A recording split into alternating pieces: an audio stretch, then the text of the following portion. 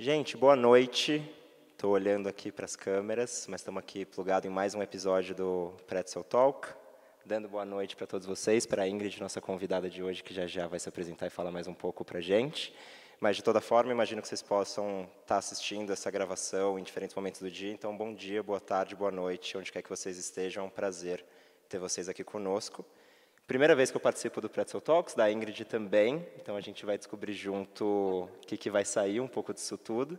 Estou nessa função de entrevistador com vocês, mas queria dizer que estou muito mais como um aluno de tudo que a Ingrid vai ensinar para a gente que qualquer outra coisa, tá? Acho que a primeira coisa legal de comentar, antes até de eu me apresentar, queria super agradecer, obviamente, pelo convite, pela oportunidade que a Betel, todo mundo que organiza o Pretzel Talks, organizou aqui para a gente, mas principalmente agradecer pela iniciativa, que eu acho que é o mais legal que a gente tem para poder dividir. Estava até estudando e vendo alguns outros talks também, e uma definição que fizeram do Pretzel, que foi maravilhosa para mim, é que é, obviamente, um projeto para compartilhar conhecimento sobre assuntos que interessam, dos mais variados possíveis, entre pessoas interessantes, que é uma coisa relativamente genérica, mas eu acho que onde fica mais legal ainda é o fato de que é uma troca que é produzida pela comunidade judaica, pela colônia, mas que fica disponível para todos os interessados. Então, forma um pouco essa trinca entre assuntos interessantes, entre pessoas interessantes e interessados em consumir esse conteúdo todo, né? E eu acho que o meu papel aqui hoje, além de, obviamente, dar voz e entrevistar de alguma maneira a Ingrid, é talvez representar um pouco a visão e a sede, a curiosidade por conhecimento de talvez uma geração um pouco mais jovem, que está se entendendo no mercado, que está entendendo movimentos e como que a gente gera impacto nesse mundo, nesse Brasil que a gente está construindo juntos, né? Então, acho que eu sento um pouquinho nessa cadeira aqui hoje para trazer um pouco essa perspectiva, essa visão, às vezes confusa, às vezes ansiosa dos jovens nisso. E aí, agora sim, obviamente, me apresentando, gente, eu sou o Lucas. Eu gosto de comentar que, a respeito da minha carreira, eu sempre busquei ângulos do mercado que a gente consiga ter uma intersecção entre tecnologia e comunicação. E, basicamente, nessa minha carreira, eu fui passando por diferentes ângulos disso, trabalhando em produtora de conteúdo, trabalhando em agência de publicidade, trabalhando em startup, que é onde a gente vai ter bastante figurinha para trocar aqui. E, nos últimos 4 anos e meio, trabalhando numa grande empresa de tecnologia, daquelas que a gente chama de Big Tech, normalmente, mas sempre com esse olhar focado e esse ângulo de qualquer intersecção entre tecnologia, comunicação e que inovação que a gente produz a partir disso tudo.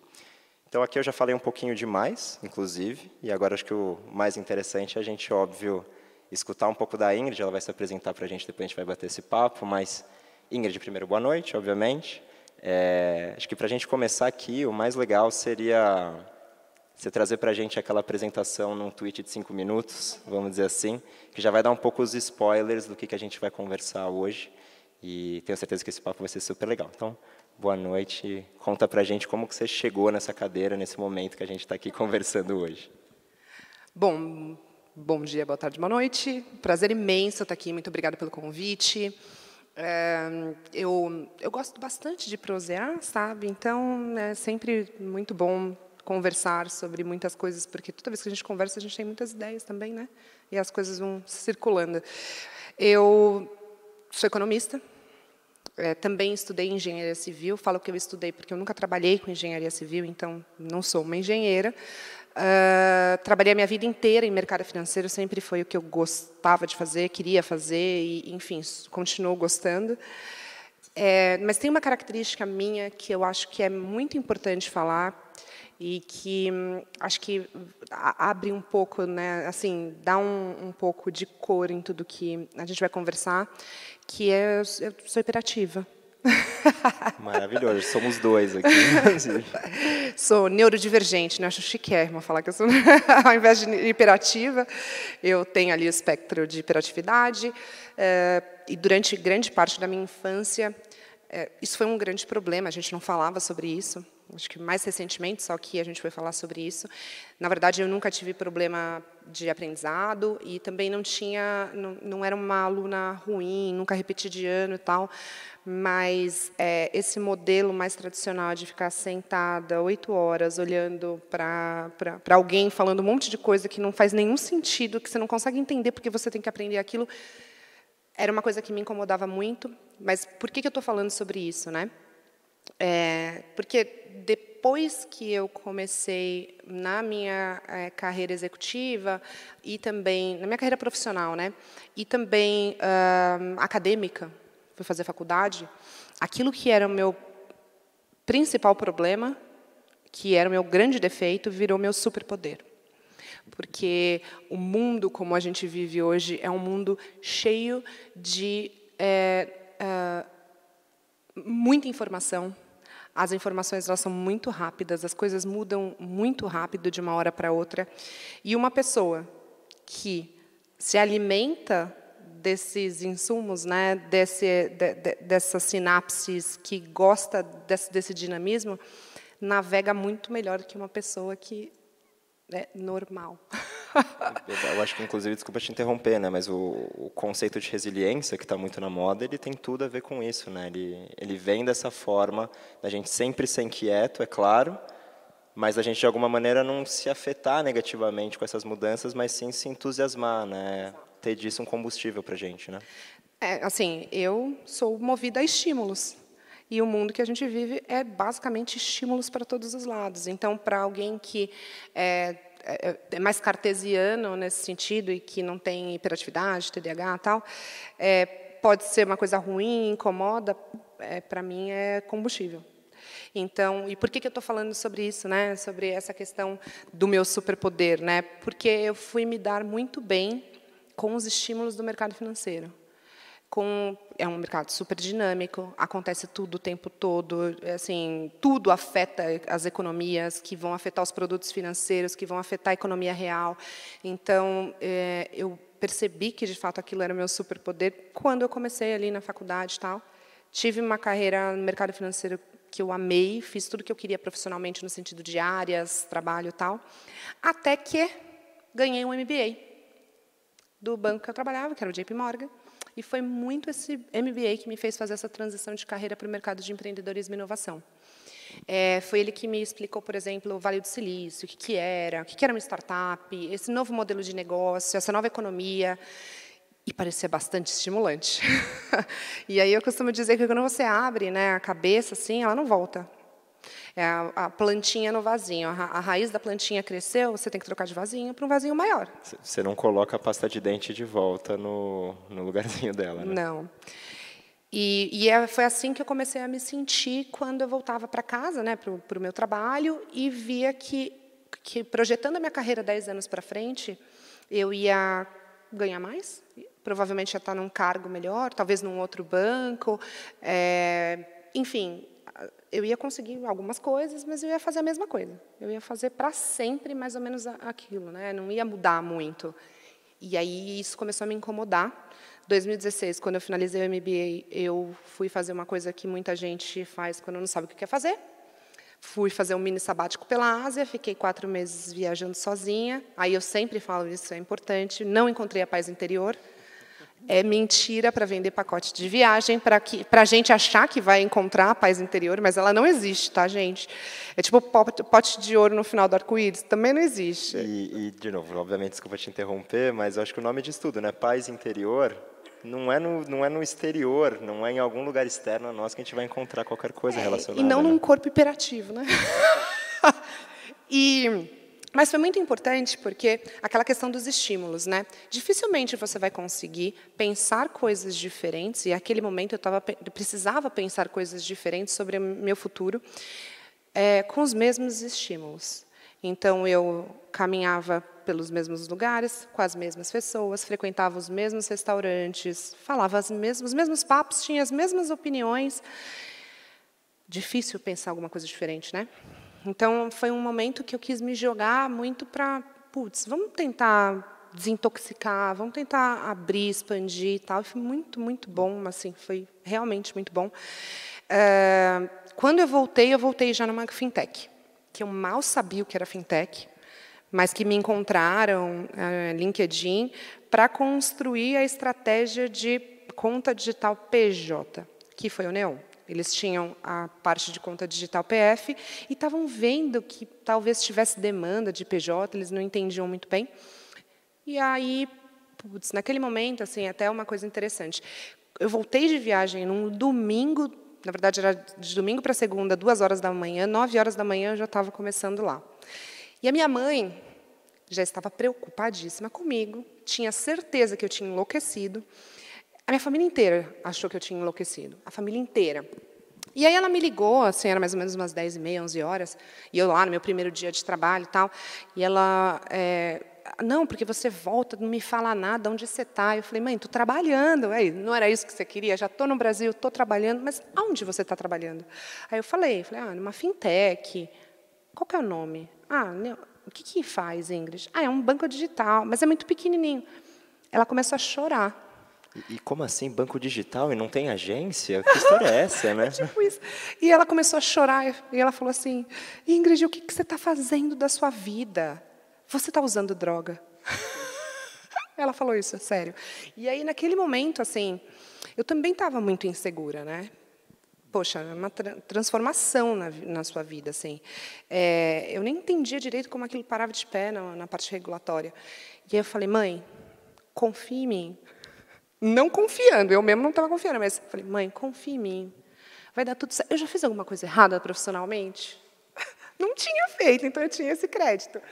Mas deu tudo certo, assim. Mas é interessante falar isso também, porque quando você vai fazer uma transição de carreira, não é óbvio para todo mundo. E talvez você não encontre o apoio onde você acha que você vai encontrar. Às vezes, você vai encontrar um apoio em outros lugares, que não necessariamente ali no seu núcleo familiar, mãe, marido, sabe? E é importante que você esteja seguro, pelo menos assim, que você quer experimentar. Poderia ter dado errado e eu ia voltar para o mercado financeiro. E tudo bem. Felizmente, deu certo, mas você precisava confiar que você precisa fazer aquilo. Você precisa ter aquela experiência para saber se, de fato, continua ou volta, sabe? Super, super. E eu tentei dessa vez não te interromper, porque eu queria ver até que ponto da história você ia, para saber onde que eu pegava um gancho nisso. Mas você já me deu uns insumos ótimos aqui. E eu acho que dá para a gente começar. A gente, obviamente, vai permear N fases da sua carreira e o que isso significa para o mercado brasileiro como um todo. E, óbvio, na perspectiva do jovem, o que a gente aprende com tudo isso, né? Mas você falou duas coisas que eu achei muito chave, especialmente sobre essa questão de transição de carreira. Tá? Eu queria pegar muito nesse ponto. Porque eu acho que, tentando fazer algum paralelo um pouco com, acho que um pouco as raízes judaicas, às vezes, que a gente bebeu na fonte a vida inteira, a tua fala ela me despertou duas coisas interessantes. De um lado, como nesses momentos a gente se apega muito, obviamente, à família, que vai talvez puxar a gente para uma raiz, às vezes, um pouco mais tradicional, um pouco mais quentinha, um pouco mais confortável, um pouco menos de aversão a risco, digamos assim, que tem seu lugar de apoio e é importante esse refúgio. Mas, ao mesmo tempo, na tua fala, a gente vê esse seu inconformismo, essa sua inquietude para lidar com os desafios do mercado, mas, obviamente, da sua carreira, que casa completamente com tudo que a gente também aprende sobre a nossa comunidade, né? E a gente não entrou muito ainda no assunto startup para valer, mas quando a gente pensa no ecossistema de startup, Israel é um grande sinônimo disso. A história do Startup Nation, e a partir da escassez a gente vai buscar escalar, e a gente vai construir em conjunto, e tantas outras coisas que a gente podia falar aqui. Então, o que eu ia te perguntar agora, você falou um pouco desses lados da raiz, mas principalmente para esse lado, desse paralelo com o Startup Nation, com a comunidade judaica, Israel e essa coisa transformadora que a gente tem, onde que você sente isso nesse teu movimento de transformação de carreira? E, inclusive, se tem algum paralelo, algum ensinamento super clássico que a gente aprendeu por aí, nos nossos fóruns da colônia, alguma coisa que te remete muito forte a essa inquietude, essa vontade de fazer diferente, e de gerar impacto para caramba a partir disso? Eu acho que várias coisas. Já comecei difícil nas perguntas, né? Desculpa. Mas não, é que tem várias coisas que, assim, às vezes elas são muito sutis, mas que no final vêm de uma raiz judaica. Por exemplo, a questão eu queria, assim, quando eu aprendi sobre tecnologia, sobre o mercado, essa nova economia que tem muito a ver com tecnologia e inovação, você percebe que vão ter dois lados. Um que vai dominar e um que vai ser dominado. E eu não queria estar no lado que ia ser dominado. Eu não queria ser afogada por essa onda. Eu queria estar surfando essa onda. E imprimir a sua cara, né? O seu olhar, a sua filosofia para tudo isso, né? Exato. Então, acho que tem essa questão, poxa, de você perceber determinados movimentos antes do que muita gente e essa adaptabilidade às coisas novas que vão acontecer. Porque o novo, ele assusta, né? Ele pode ser bom, pode ser ruim, vai depender também de você. Então, acho que isso tem um pouquinho também. Eu sinto que né, a colônia, as pessoas que já têm, né, isso forte dentro de si, são muito de se adaptar às grandes revoluções, às coisas que vão acontecendo. A gente não é de ficar parado esperando a revolução acontecer e inundar a gente, entendeu? A gente faz a revolução, seja através, no teu caso, de empreender, mas eu imagino que mesmo na tua época de banco mais tradicional, você devia ser uma empreendedora de si só, né, da sua própria carreira. A gente é dono, ou a gente deveria ser dono, querer ser dono da mudança que a gente quer para o mundo, ou pelo menos para a gente, né, para as nossas carreiras, né? Sim. É estranho, né? Quando a gente olha para trás é mais fácil, obviamente. Mas, olhando para trás, era óbvio que eu ia virar empreendedora. Era óbvio. Era óbvio porque até as planilhas que eu tomava conta, eu mudei tudo quando eu assumi. Deixei processos que eram muito mais morosos, muito, assim, eu corrigi muita coisa, muito por olhar aquilo e eu falei assim, mas por que é dessa cor? Porque alguém, há anos atrás, colocou daquela cor e ninguém mudou. Então, quando você coloca, às vezes, numa apresentação, aquela imagem, aquela planilha, ficava horroroso. E, tipo, por que ninguém mudou aquilo, sabe? Então, acho que tem muito isso mesmo, dessa adaptabilidade de, poxa, fazer mais com menos, com os recursos que tem, da melhor forma possível, para ser o mais... enfim, para aproveitar ao máximo aquilo que a gente tem, entendeu? E de aproveitar essa oportunidade quando ela está pronta para você ali, né? Acho que é muito sobre isso. E peguei um pouquinho o gancho de startup, vou voltar um pouquinho para depois a gente destrinchar isso um pouco mais, mas queria discutir um pouquinho nessa perspectiva ainda do mercado tradicional, tá?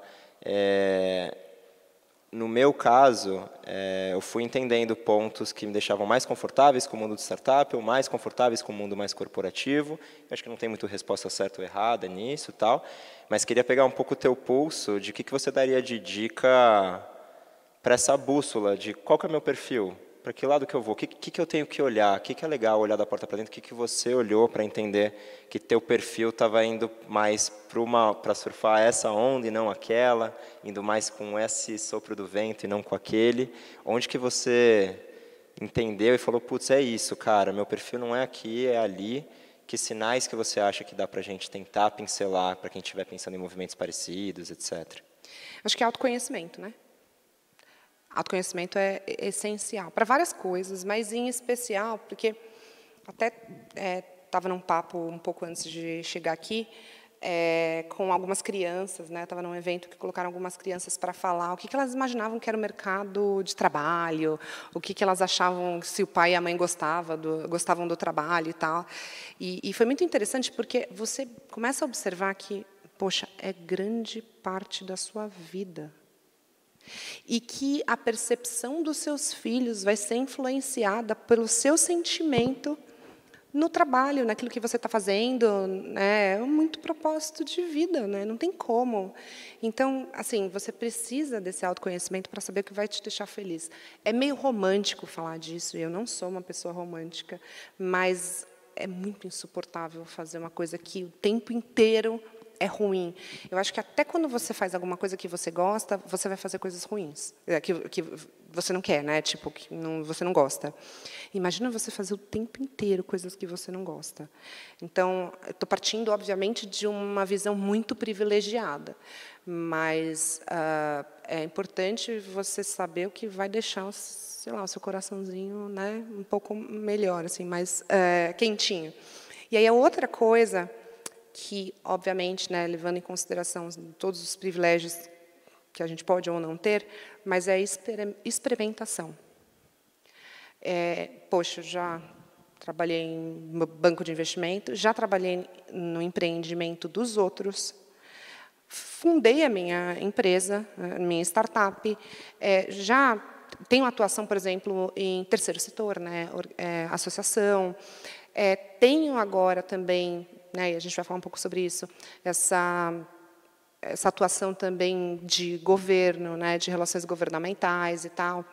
Cara, não dá para falar que você não gosta de algo se você, pelo menos, não deu uma tentada, mesmo que seja de maneira voluntária, como eu no terceiro setor e nessa parte mais governamental.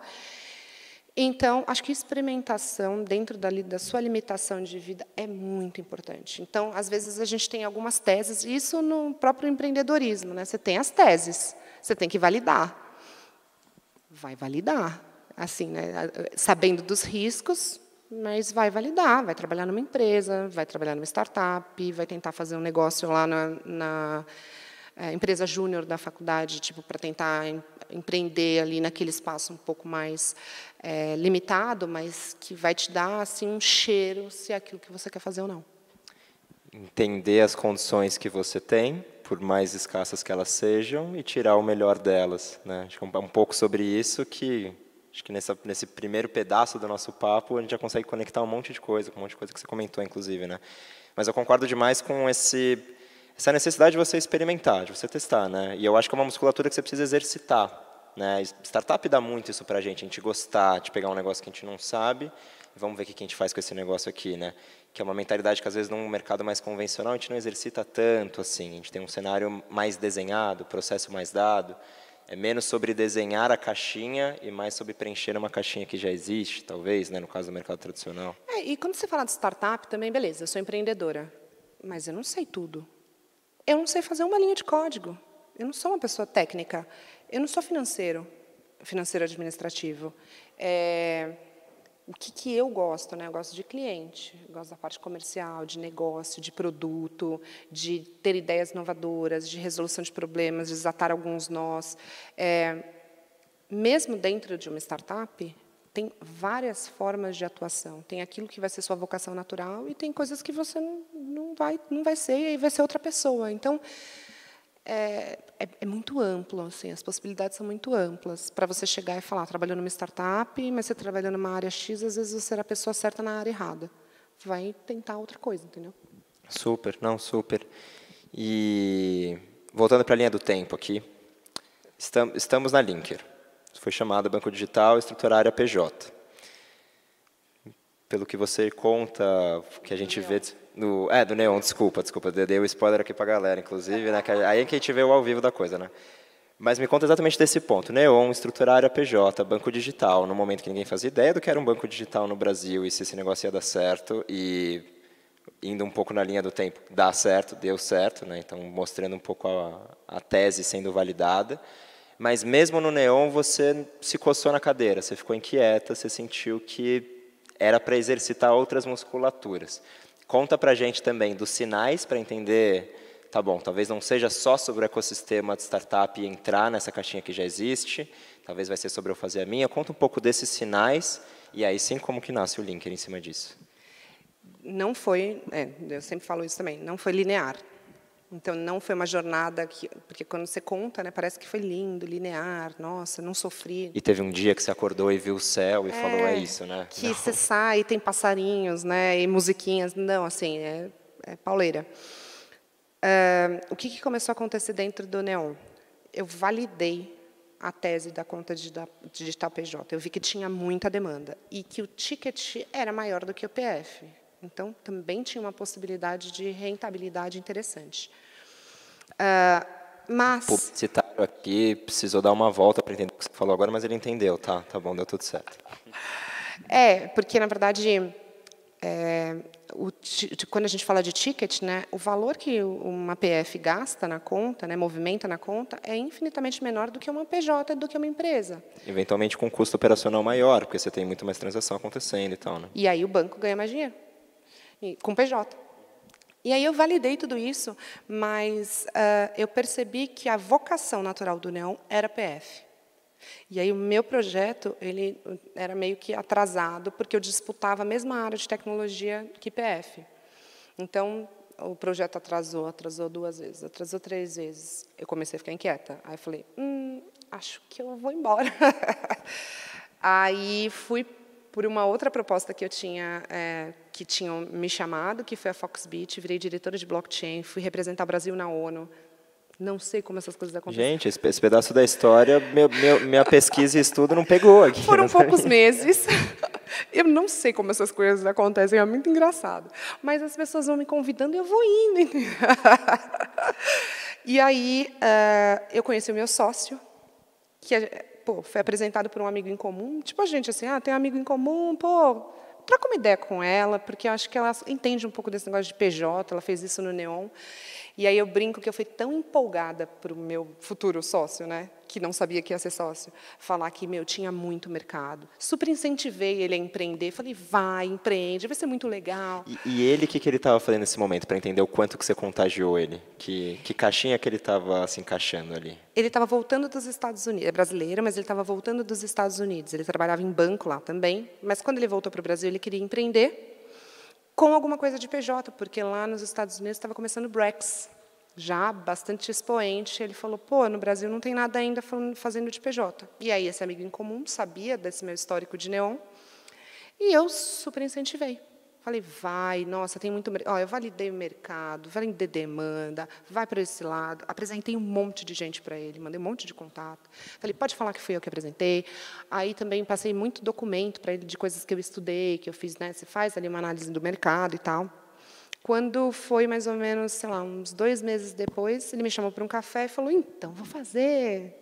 Não, e eu faço até um parênteses nisso que eu acho super interessante, né? Que a tua vontade de construir ou de ajudar ele a construir uma coisa que ele estava pensando, mas que no momento você nem estava ali super comprado, de nossa, eu vou entrar com ele lá, já mostra um pouco essa visão de, cara, é junto que a gente constrói, né? Conectando, é o que eu tenho de melhor para ajudar uma pessoa que está fazendo algo que eu nem sei ainda se eu vou estar por dentro ou não, mas, putz, eu validei, eu fiz esse trabalho, por que eu não vou ajudar e já estruturar isso um pouco para essa pessoa que está querendo desenvolver algo que tem uma causa super justa por trás, né? Sim, não, e eu fiquei muito apaixonada pelo problema. Só que eu não imaginava que eu ia ser empreendedora. Eu acho que faltava alguém para chegar e falar, vamos fazer? E ele falou, vamos. Na verdade, foi o contrário, né? Ele falou, vamos fazer? Eu falei, vamos. No dia seguinte, a gente já não tinha nada. nada, a gente começou do zero. E foi assim que a gente começou, e foi assim. Então, é interessante falar que nem sempre também o caminho ele é construído. A gente pode planejar, eu acho que é até importante a gente analisar o cenário, ter ali algumas opções, mas que tem que ter espaço para o inesperado. E eu acho que o sucesso ele não é linear, né? Ele nunca vai ser. A gente é um miojo nojento, né? Exato. Vai ser uma volta, mas que a gente torce para no D0 a gente estar num ponto e no D1 no D1000 a gente está em outro ponto ali, né? E eu não queria perder a chance de dar a citação também de que você comentou, abre aspas, que eu fui apaixonada pelo problema, fecha aspas. Eu acho que isso transmite 100% o sentimento de uma startup, você se apaixonar por um problema, né? Eu acho que isso tangibiliza exatamente tudo que a gente está conversando. E eu acho que é o contra-argumento perfeito para dizer que, sim, você é um pouco romântica, né? Porque quem se apaixona por problema tem algum fundo aí que está corroborando nisso. Né? Uma romântica ou maluca, não é verdade? Não, esse aqui é muito legal, né? E aí conecta com o que você falou no começo sobre impacto. Quando eu sempre trabalhei no mercado financeiro, né? Fintech é mercado financeiro. Só que o mercado financeiro, eu brinco que é mais alternativo. Mas, quando eu trabalhava no mercado financeiro, era muito interessante, porque eu sempre falei que eu amava o que eu fazia operacionalmente, né? Relacionamento com cliente, produtos financeiros e tal, mas eu queria trabalhar com aquilo num ambiente de agência de publicidade, porque eu tinha vários amigos que trabalhavam em agência de publicidade e era uma coisa muito mais leve. É uma startup. 1000%. A minha época de agência, eu lembro que eu falava, cara, isso aqui no final do dia é uma startup, né? Assim como tantas outras, né? Mas eu continuei fazendo o que eu gostava num ambiente de uma agência de publicidade. Mas nem era isso que eu ia falar. Era a questão, por exemplo, eu às vezes ficava trabalhando numa operação financeira extremamente sofisticada, tipo meses. Então, eu ficava falando com o cliente quase todos os dias para estruturar a operação, meses. Desembolsava. Eu não via mais o que estava acontecendo, eu não falava mais com o cliente, então aquilo me deixava assim, eu não via o que eu estava entregando, né, no final do dia. E aí, quando eu fui para o mercado de fintech e eu comecei a estudar muito o perfil do empreendedor brasileiro, do consumidor, né, de produtos digitais, tinha uma base ali que era bem interessante de estudar. Eu percebi que o mercado financeiro brasileiro é extremamente sofisticado, ótimo, melhor do mundo, mas tinha um ponto que precisava melhorar, que é a questão da democratização do acesso a serviços financeiros. E a tecnologia era o que faltava para essa democratização. Porque a gente tinha um sistema financeiro ótimo, mas muita gente desbancarizada. E você possibilitar acesso a serviços financeiros num smartphone, sem ter que expor a pessoa, muitas vezes, numa agência. O brasileiro são pessoas simples. E, às vezes, eles não se sentiam bem recebidos no ambiente de um banco tradicional, de uma agência bancária, por inúmeros motivos, por vergonha, por não entender direito aquela linguagem. E, quando eu vi isso, que eu estava numa bolha, e que aquilo que eu estava fazendo, de fato, tinha um impacto na vida das pessoas, eu acho que foi um grande estalo, assim, que eu falei, cara, encontrei o meu propósito de vida. Acho que tem um ponto ótimo que aconteceu isso, assim, um ponto ótimo que eu digo, né, um gatilho, que foi, uma vez, estava lá no Neon, um empreendedor me ligou, chorando, pedindo, pelo amor de Deus, para eu abrir uma conta para ele naquele teste, num beta que num vocês estavam beta rodando horroroso ali, né? que a gente tinha, que não estava disponível para mercado. Ele estava chorando. E aí ele me explicou que ele estava 3 meses prestando serviço para uma empresa, PJ, e que fazia 3 meses que ele não conseguia receber o dinheiro dele, porque ele não conseguia abrir uma conta num banco, porque o CNPJ dele era novo e se recusavam a abrir a conta, e não acreditavam a conta PF dele. E eu falei, cara, não é possível que isso ainda está acontecendo, sabe? Então, quando eu falo de se apaixonar pelo problema, cara, você vê que com aquilo que você trabalha e seu conhecimento e, assim, fazendo aquela combinação de conhecimento em serviços financeiros, tecnologia, modelo de negócio, você consegue impactar a vida das pessoas dessa forma para trazer muita coisa de impacto para a economia de uma maneira geral, sabe? Não, 100%. Eu acho que no final do dia, então, talvez a gente paquera o problema, mas a gente é apaixonado pela solução dele no final do dia e o impacto que isso vai gerar, né? A gente não foi super até o ponto que você funda o Linker, mas eu vou pegar um gancho numa coisa que você falou que eu acho genial, e a gente estava discutindo até em paralelo aqui, qual que é a real diferença de uma PME e uma startup, né? O quanto que é do rótulo que a gente dá, o quanto que são de características técnicas mesmo, né? Porque no final do dia, talvez se você perguntar para alguém, o Brasil é um país de startups, talvez ele vai falar, não sei, será, por uma grande desinformação, mas se você perguntar para ele, o Brasil ele fomenta o pequeno, o médio negócio? Fala, não, sim, claro, a gente tem milhares de empreendedores nas ruas e no final a gente está falando de sentimentos e vontades, propósitos de impacto muito parecidos, né? Sim. Mas o que eu ia pegar o gancho, até para entender um pouco em que momento da jornada que isso acontece. Em que momento que você começa a lidar tanto com esse micro e pequeno empreendedor, como esse caso que você me falou agora? Porque eu acho que muito da tua paixão, ela é movida não só por esse ecossistema das startups e tudo isso, mas por essa base da pirâmide, digamos assim, quem está na trincheira, no dia a dia, para fazer acontecer essa inovação no Brasil, né? Então, em que momento que você começa a ter contato com esse micro e pequeno empreendedor? Foi no Neon. Foi no Neon porque, na verdade, como eu falei, né, eu sempre trabalhei com corporações, com empresas. Só que quando eu estava no JP Morgan, eram grandes empresas. Então, eu atendi Vale, Petro, multinacionais. Quando eu vou para o varejo, foi no Neon, que aí eu vi a vida como ela é. E aí eu vi que, cara, eu não tenho que atrapalhar mais esse cara, entende? Eu, como serviço financeiro, eu não tenho que ficar enchendo o saco dele, tipo, impedindo o cara ter acesso a serviços financeiros. Isso é contra a legislação bancária, inclusive. Então, foi nesse momento mesmo que a minha bolha estourou e eu vi, caramba, tem muita coisa para a gente resolver nesse mercado e a tecnologia é a grande ferramenta que pode possibilitar esse impacto. Super. E eu acho que a tese que você validou tem muito a ver com tudo isso, inclusive, né? E aí a gente sai um pouquinho desse parênteses que a gente fez e a gente volta para esse momento que o teu ainda futuro sócio chega para você e fala, vou fazer. O que você sentiu, o que te despertou e como que aconteceu esse convite / se convidar para participar ali? Ele me chamou por um café. E aí eu fui para o café, ele demorou 1 hora, atrasado. Ele sempre fez isso, durante todos os anos. Que é uma característica do empreendedor, muitas vezes, né? Essa correria, eu estou atrasado ali. Mas, em especial, do Davi, meu sócio, é bem característico dele. E aí ele veio meio esbaforido. Tal. Eu perdoei naquele momento, porque a esposa dele estava super grávida. Então, acho que ela tinha tido alguma intercorrência e tal. E ele chegou todo esbaforido, tal. E aí eu não estava entendendo, mais ou menos, sei lá. Eu achava que sim, mas, enfim. E aí ele falou mesmo, assim, ele falou, pô, eu falei com algumas pessoas que você me passou, trabalhei um pouco mais, estudei um pouco mais, e eu estou decidido, eu vou montar. E aí ele falou, vamos montar? E eu falei, vamos montar. Foi bem assim, tipo, vamos, vou. E a gente não tinha nada, foi muito engraçado, porque nem guardanapo na mesa tinha para a gente sair rascunhando alguma coisa. E foi assim, de fato, que começou, isso foi em setembro de 2018. Nesses 3 primeiros meses, assim, meio que a gente estava, sabe assim, tipo, putz, o que a gente faz agora, né? Acho que desculpa te interromper, mas acho que é até legal comentar, porque o desenvolvimento de fintechs no Brasil, ele anda lado a lado com alguns desenvolvimentos regulatórios mesmo, né? Completamente. De algumas liberações, etc.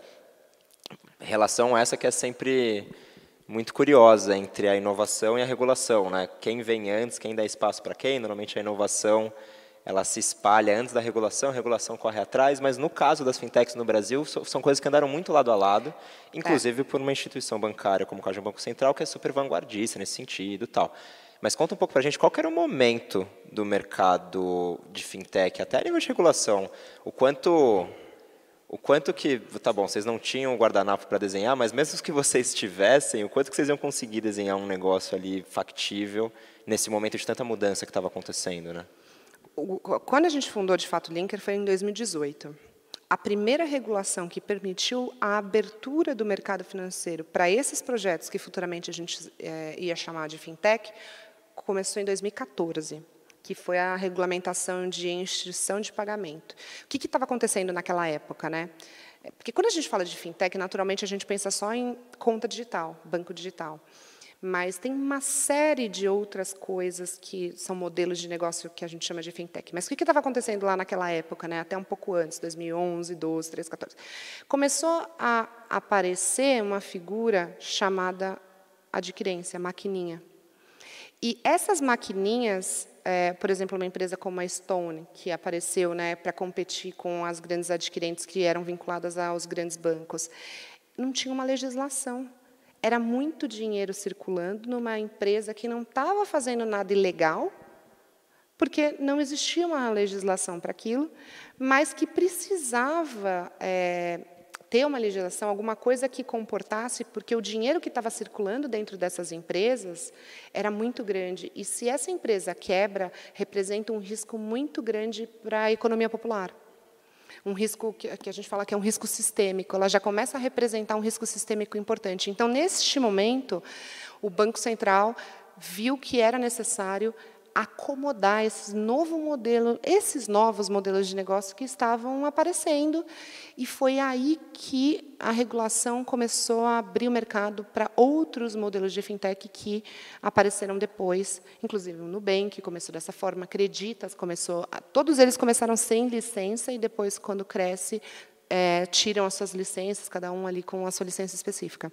Mas foi basicamente a legislação. É muito louco, né? Não dá para falar que quem nasceu primeiro, né? A legislação ou a fintech. Eu acho que foi uma confluência ali de fatores. Que é uma característica muito única do mercado financeiro brasileiro, que acho que é esse ponto da vanguarda do Banco Central, etc., que potencializa o potencial redundante, né? Mas que potencializa essa oportunidade que a gente tem aqui, né? Acho que é muito sobre isso. Tá bom, então vamos fazer o linker, vamos embora. E aí? E aí a gente não tinha nada. E aí a gente começou a fazer reuniões, né, quase que diárias, de, pô, vamos para esse lado, vamos para esse lado. Aí a gente começou a falar, putz, a gente precisa de um lugar para se reunir. Aí a gente começou, às vezes, numa padaria, e depois a gente falou, não está funcionando.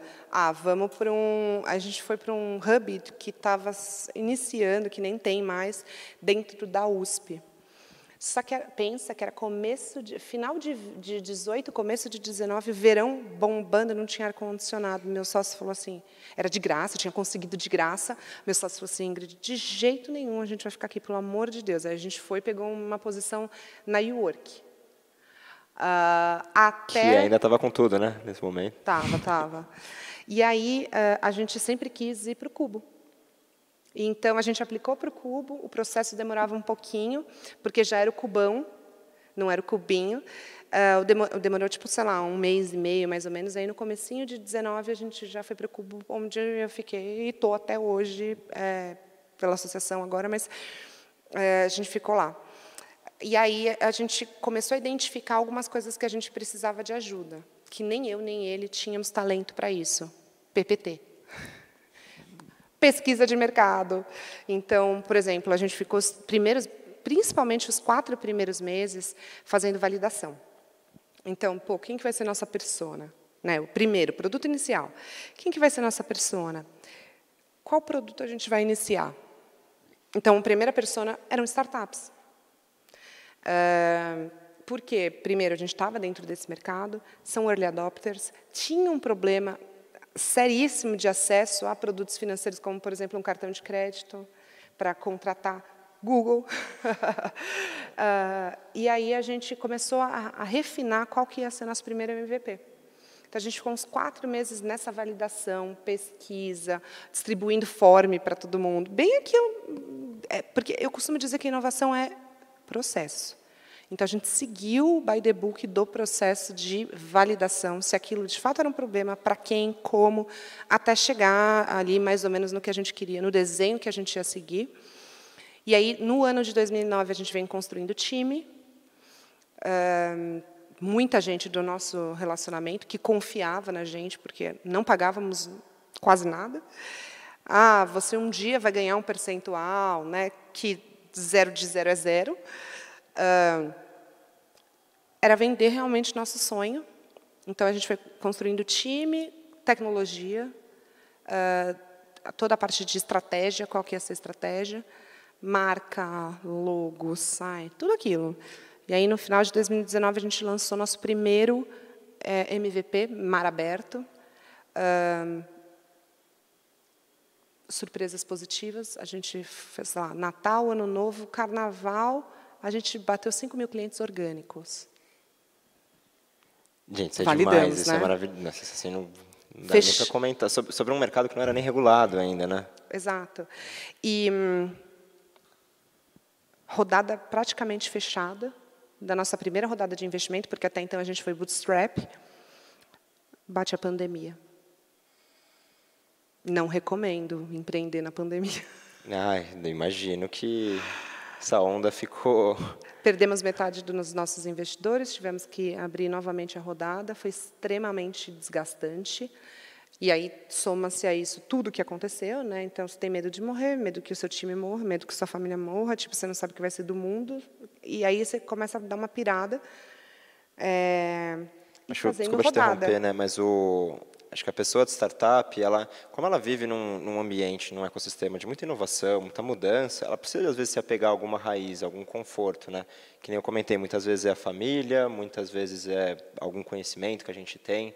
Que nem no teu caso, você tinha uma super bagagem de JP, eu imagino que esse mantra do processo, você aprendeu muito nisso, você se apegou Sim. muito nisso nesse começo de construção de startup, né? Mas no momento de uma pandemia, ao que você pode se apegar, né? Você tem que realmente construir com um cenário de escassez e pouquíssimo norte, né? Deus, o que vai ser amanhã, né?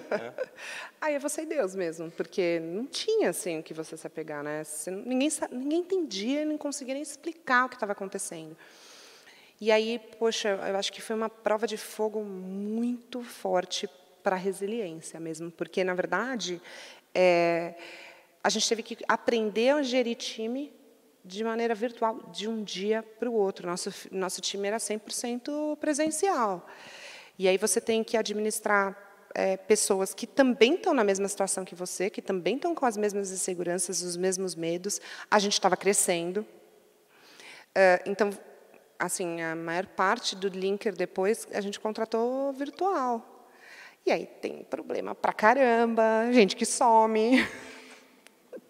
que some com o seu computador. Outro dia eu vi uma matéria Você tá rindo, dessas. mas com respeito, né? Não, mas é porque outro dia eu vi uma matéria dessas de alguém que desenvolveu uma inteligência artificial para fazer o trabalho dela e ela se mandou num sabático e foram perceber tempos e tempos depois, né? Que eu acho que é muito disso, né? Como que você gerencia a distância, como que você engaja a distância, como que você desenvolve cultura corporativa à distância, né? Desafios que eu não consigo nem imaginar como que foi para vocês tão iniciais como a pandemia começando, né? Acontecendo.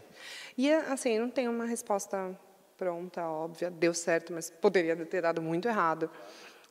Teve um momento em 2020, no final de 2020, que eu perdi minha tia, que foi um momento, não foi pela pandemia, mas foi um câncer fulminante. E aí, assim, já vem de um ano super pesado, em que a gente teve que fazer 2 rodadas para receber uma, com todos aqueles desafios, a saúde mental de todo mundo, né, inexistente, que quase sucumbi.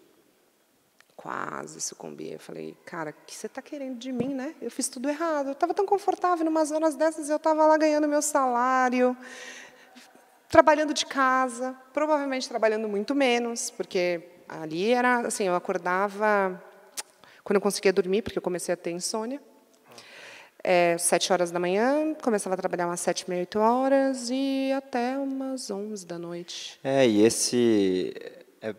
acho que é curioso, porque acho que a gente talvez poderia falar de qualquer pauta possível, em algum momento a gente vai aterrissar em saúde mental e nessa importância, essa consciência com nós mesmos. Você falou um pouco de autoconhecimento e tal, mas eu acho que é importante, estava 0 na pauta, mas vale muito a pena dar um zoom in nisso, porque no final do dia o maior ativo que nós temos é nós mesmos, a gente funciona a partir desse equilíbrio emocional, né?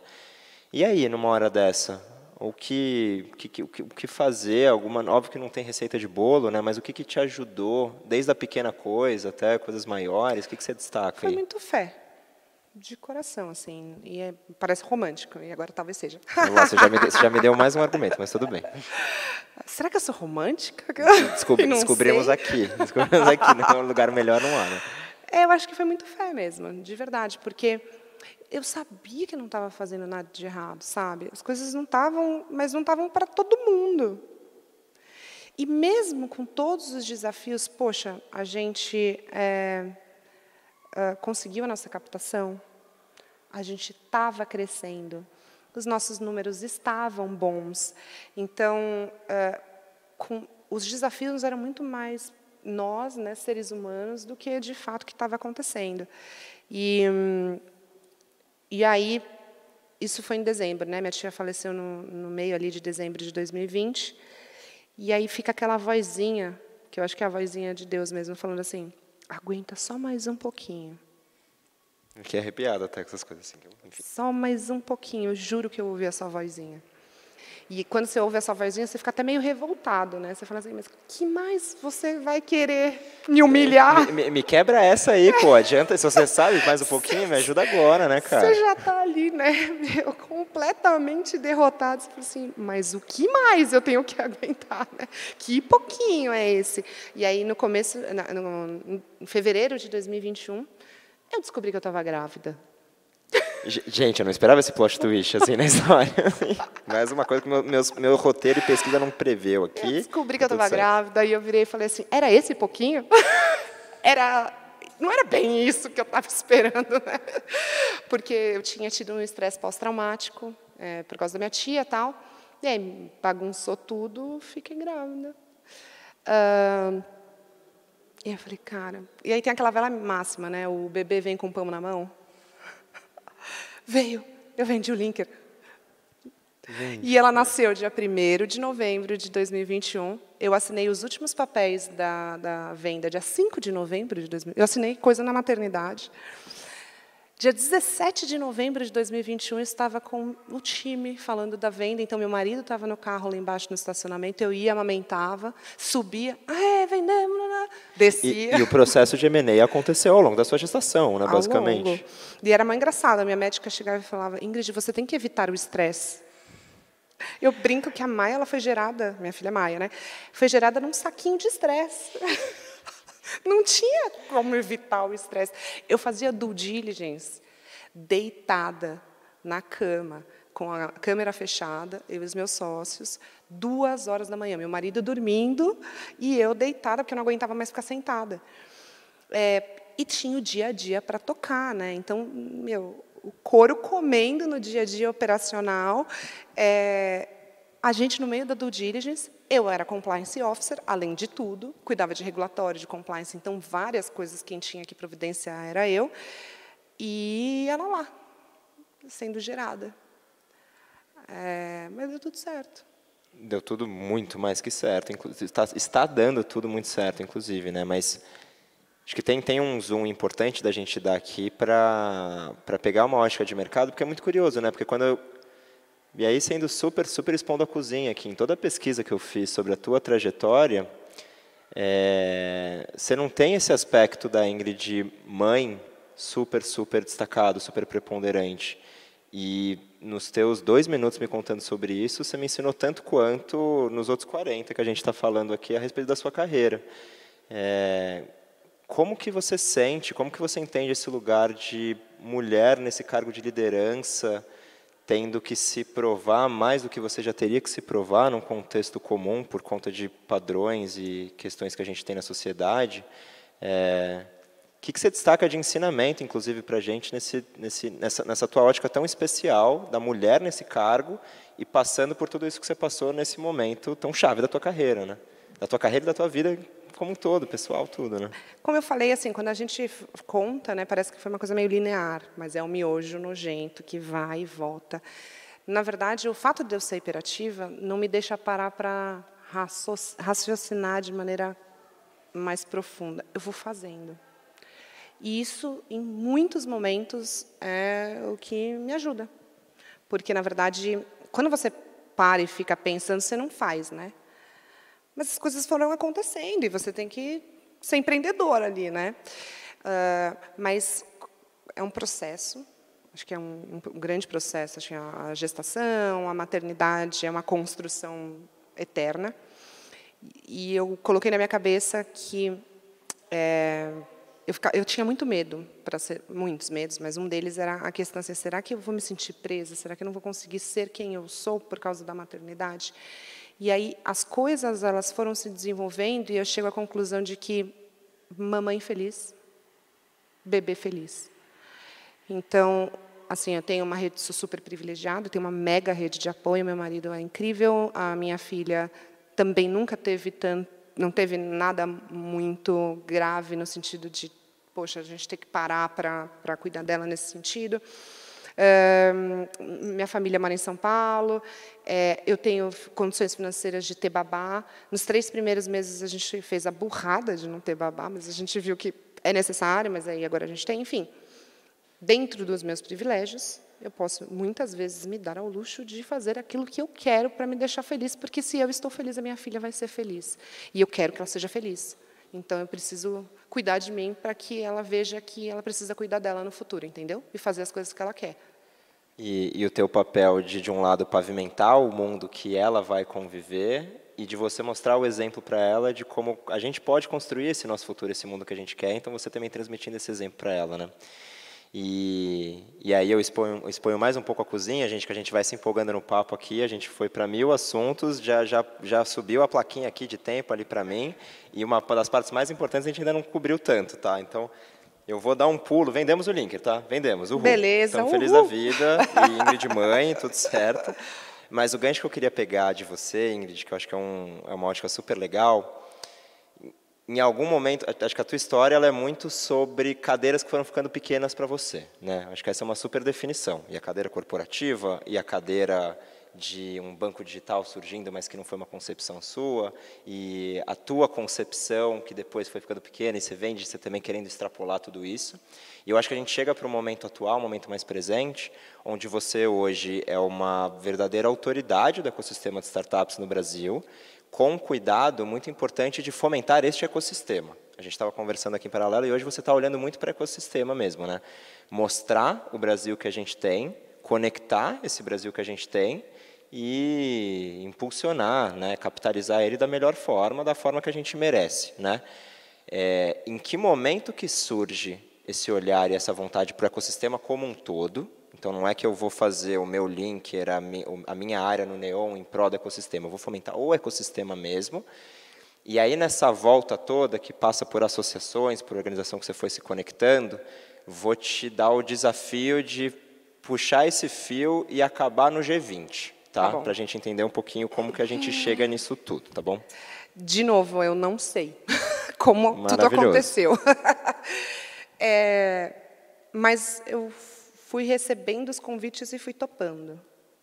Eu não fazia a menor ideia do que eu tinha que fazer, eu não tinha noção, muitas vezes, mas eu falava assim, vamos ver o que dá. Foi muito assim.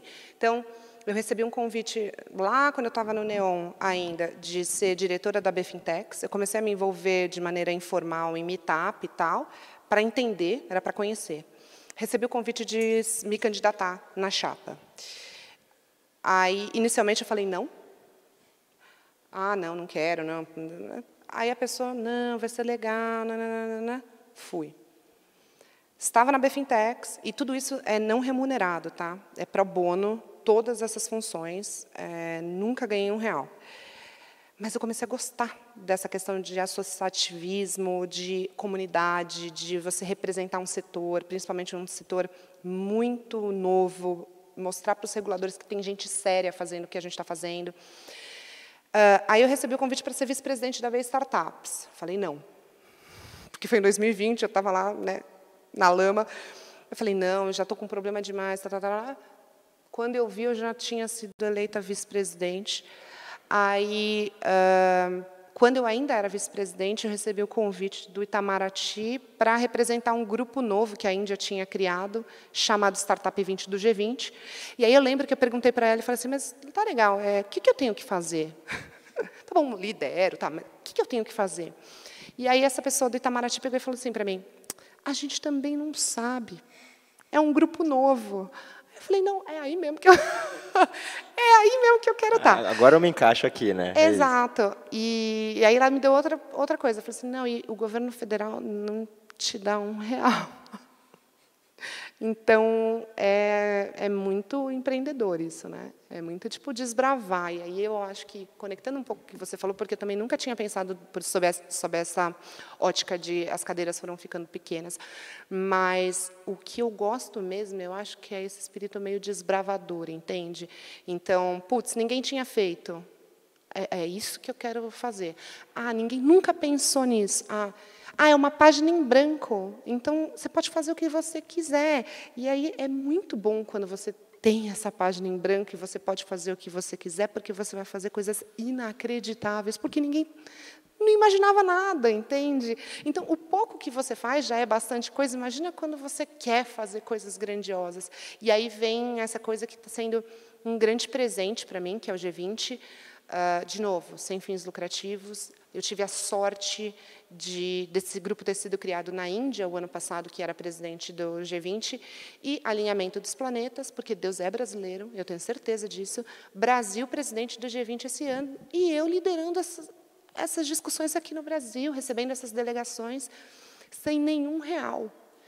Esse miojo, no final, ele dá certo, né? Ele fica bom ali, né? né? Eu vou saber só daqui a uns anos. E aí eu comecei a ter que fazer coisas que eu nunca tinha feito antes, por exemplo, articulação pública e privada, porque eu preciso viabilizar essas reuniões. Eu nunca tinha, gente.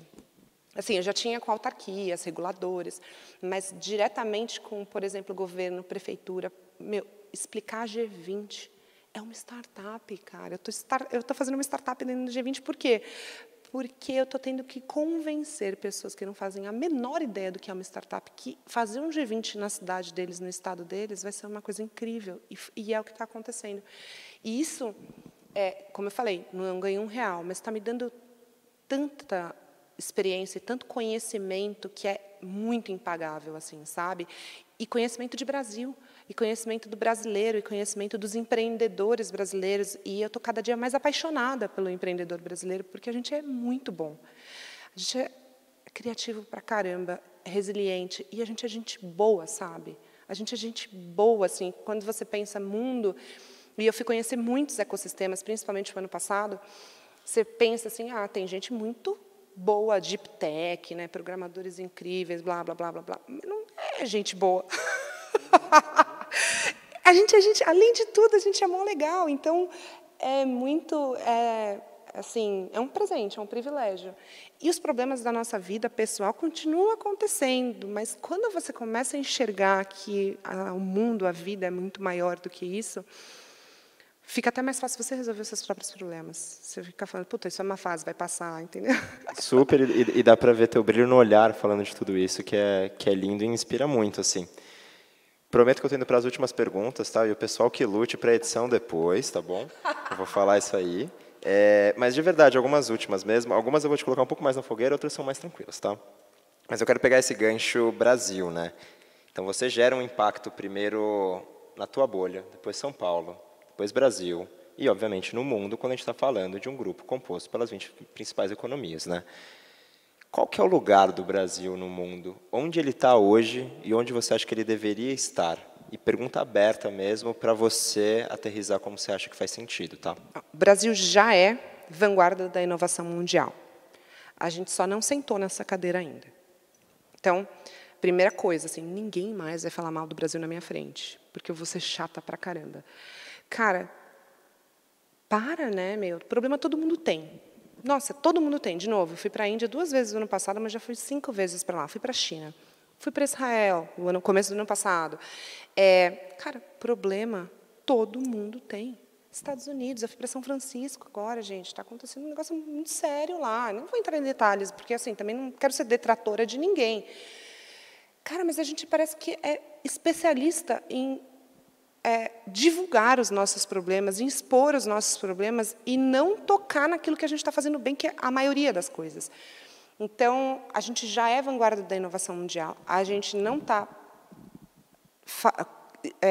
passando essa mensagem, a gente não está contando essa história, a gente não criou essa narrativa. E o porquê que isso é muito importante? Primeiro, G20 esse ano, o ano que vem COP, o ano que vem BRICS, os 2 liderados pelo Brasil. Esse dinheiro que está circulando no mundo, que está louco para encontrar um lugar para morar, não está chegando aqui. Porque quem é que vai investir num lugar que as próprias pessoas, os próprios empreendedores, ou a própria indústria está falando, não, aqui é uma porcaria, não tem nada, não tem, né? Eles não sabem o que tem. É nossa obrigação, e não é porque a gente é legal, não, é porque a gente gosta de dinheiro. A nossa obrigação é vender o Brasil no sentido positivo. É nossa obrigação como cidadão, cara, e nossa obrigação como empreendedor. Então, contar essa história positiva daquilo que a gente está fazendo. E por que eu acho que o empreendedor brasileiro é o melhor empreendedor do mundo? Porque a gente faz muito mais com muito menos. Então, é isso. E eu acho que é falar menos sobre custo Brasil, que é um negócio que a gente fala o tempo inteiro, e falar mais sobre valor Brasil, né? É falácia. Alguém falou isso há 30 anos atrás, alguém achou bonito, e a gente fica reproduzindo isso ano após ano como verdade absoluta, e ninguém parou e falou assim, não, peraí, mudou já, entendeu? Por que é isso que vende, e não o que a gente, de fato, tinha que estar colocando luz, Aí eu tenho uma né? teoria da conspiração, com as vozes da minha cabeça. Eu acho que é muito interessante para muitos países que a gente continue nesse reducionismo que a gente é, porque o dia que a gente acordar e falar, caramba, a gente é muito bom, a gente vai começar a incomodar. Porque a gente já incomoda não sentando nessa cadeira. Quando a gente despertar e falar, caraca, melhor, maior e mais próspera indústria do agro, a gente pode ser... Estava vendo algumas pesquisas que o Brasil pode fornecer 60% da alimentação mundial hoje, com a capacidade que a gente tem hoje, com a tecnologia que a gente tem hoje. A gente já tem essa capacidade. Imagina se a gente melhora a nossa autoestima. Então, eu acho que, teoria da conspiração, para muita gente é muito interessante que a gente continue se achando um lixo, porque aí a gente não incomoda, fica lá, não, Brasil, muito exótico para fazer negócio. Então, chega. E cabe a nós essa mudança, né? Cabe a nós essa mudança. Caminhando para as 2 últimas perguntas aqui, uma super prática e outra mais filosófica.